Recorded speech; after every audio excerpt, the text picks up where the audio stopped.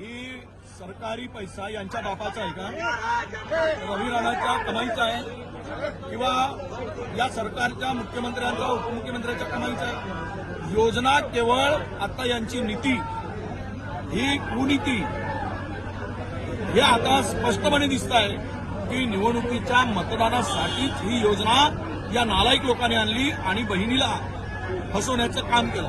हे सख्या बहिणी म्हणताय, सख्या बहिणीला फसवण्यासाठी योजना आणताय आणि ते मतासाठी आणताय. बहिणींच्या भावनाशी खिलवाड आहे. महाराष्ट्रातील तमाम बहिणींना सांगतो आहे, हा रवी राणा जे म्हणलं आहे ते सरकारच्या मनातील बोललेलं आहे.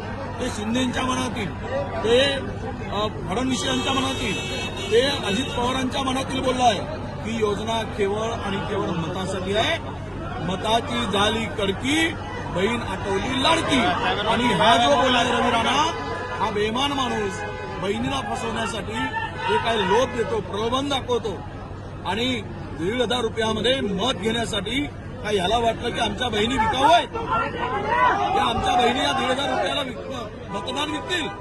एवढा खरंटा नालायक माणूस हे राजकारणात पाहिला नाही. सर, हा महाराष्ट्रातल्या मतदारांचा अपमान आहे. विशेष करून महाराष्ट्रातील संपूर्ण महिला वर्गांचा, माझ्या सर्व भगिनींचा अपमान आहे हा.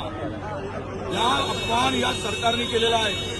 माझ्या भगिनींची या सरकारने आता माफी मागितली पाहिजे. ही योजना आम्ही मतासाठी आणली होती, आता हे उघड झालं आहे, त्याबद्दल आम्ही माफी मागतो. ही माफी या सरकारने मागितली पाहिजे.